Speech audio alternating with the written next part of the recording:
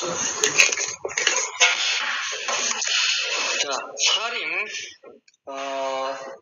사림이 지방에 있다가 중앙으로 올라와서 집권하게 되는데, 이 사림과 대립되는 세력으로 훈구 세력이 있죠.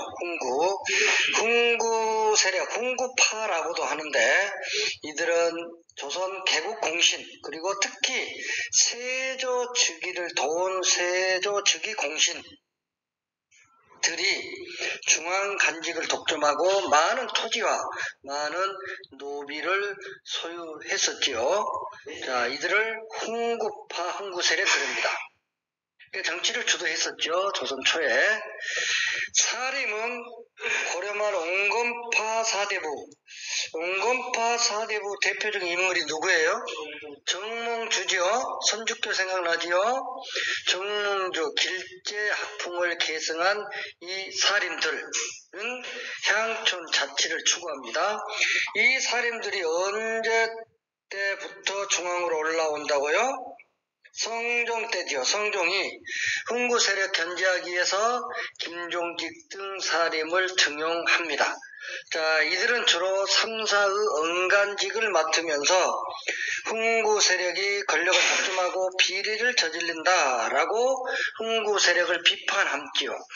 그래서 훈구 세력과 사림 세력 간의 대립과 정치적 갈등이 심화되었고, 이 과정에서 사림들이 크게 화를 입었는데 두 글자로 뭐라고요?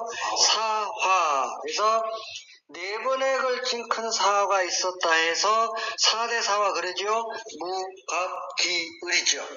무사화, 갑자사화, 기묘사화, 을사사화 그러죠. 네.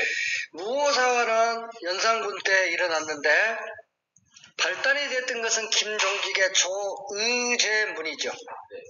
조는 조문한다, 애도한다는 뜻이고, 의제, 중국의 의제, 문은 글이다 이런 뜻입니다.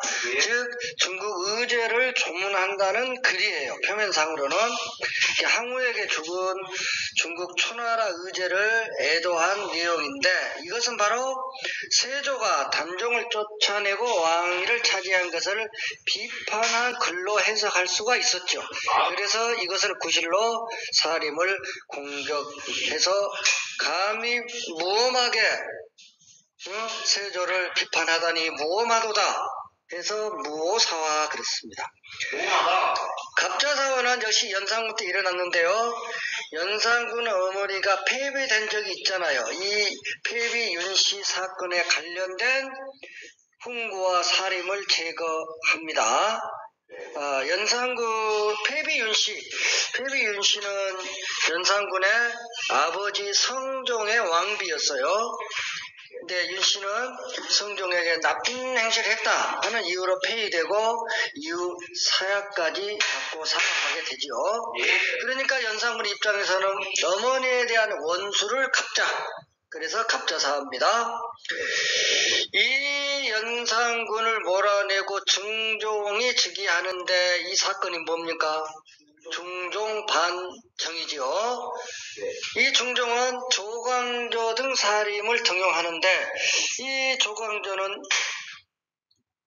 이 개혁을 추구하는데 당시로서는 상당히 어떻게 보면 너무나 가격한 급진적 개혁을 추진합니다. 그래서 조광조의 개혁정책을 기억할 필요가 있다고 그랬어요. 혈량가를 실시하고 이훈 삭제를 주장한다. 이훈, 여기서 위는 가짜라는 뜻이에요. 이조됐다 할 때 그 이입니다. 훈은 공훈이에요. 그러니까 중종반정 때 공이 별로 없으면서 높은 등급 받은 공신들이나 또는 거의 없으면서 공신으로 등록된 사람들이나 이러한 사람들을 빼자라는 것이죠. 이훈 삭제 주장했고요. 또 도교 행사 주관하던 소격소도 폐지합니다. 조광조 개혁정치 내용이었고요. 이 조광조를 아주 기묘한 방법으로 제거를 하지요. 나무 이파리에 주초 이항을 꿀을 발라놓고 벌레가 쪼아먹으니까 뻥뻥 뚫렸는데 그 글씨가 주초 이항 합치니까 조시가 왕이 된다는 뜻이잖아요. 네, 이렇게 해서 기묘한 방법으로 조광조를 제거한 기묘사와, 그리고 명종 때 윤원영과 윤임 양 두 애척 세력 간 줄다리기 하듯이 으쌰으쌰 싸웠다 을사사와 그러잖아요. 네. 그 다음 사림 세력 확대와 붕당의 형성을 보겠습니다.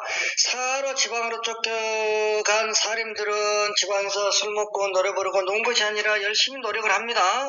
그래서 서원과 향약을 통해서 사림 세력을 키우고 영향력을 확대시켜 나간다 그랬죠. 알겠죠? 네. 그러니까 사화로 사림이 이축됐고, 그런데 이 사림들이 서원과 향약, 유황서를 기반으로 향촌에서 세력을 키우다가 선조 때부터 중앙 정치를 주도합니다. 그런데 이제 사림은 세상이 된 건데, 이 이전에 홍구한테 많이 당했잖아요.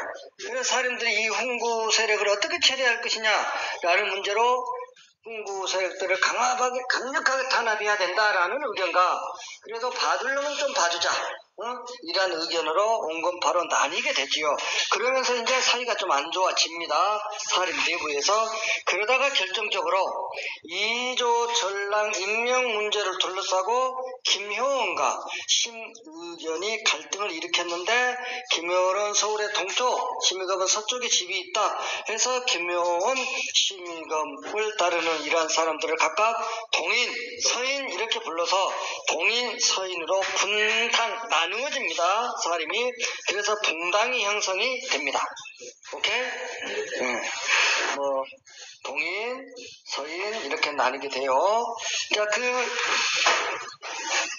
마지막으로 보면은 선조 때 동인, 서인 나뉘고요. 그리고 선조 때 동인이 남인, 북인으로 갈라섰는데요. 강해군 때는 북인이 집권하고요. 이 강해군이 인조반정으로 물러나지요. 그래서 인조반정으로 북인은 몰락해 버립니다. 그러죠? 그러면 인조반정은 서인이 주도했기 때문에 인조 때에는 서인이 집권합니다. 서인이 정치를 주도합니다. 그러면서 남인 일부도 정치에 참여를 해요. 그런데 이들은 상호 비판적 공존합니다.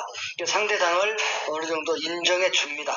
잘못된 것은 비판하고 견제합니다. 그래서 별 문제가 없었는데, 현종 때 두 차례 예송 논쟁을 거치면서 자의대비가 상복을 몇 년 입을 것이냐를 두고 서인과 남인 사이에 의견이 나뉘잖아요. 이 두 차례의 예송 논쟁을 거치면서 서인과 남인 사이가 많이 벌어지고, 숙종 때 국면을 확 바꿔버리는 황국이 단행되면서 상대당을 인정하지 않고 아주 철저하게 복수하고 보복을 해서 붕당 정치의 폐단이 발생하니까 영조 정조 때 이 붕당 정치 폐단을 시정하기 위해서 뭐 한다고요?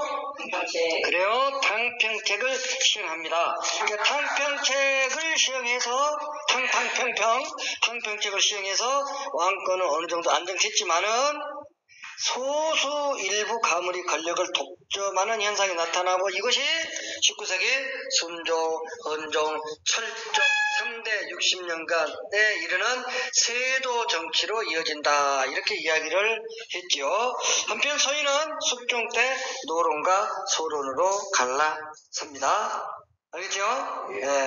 자, 이 내용은 일단 여기까지 끝입니다.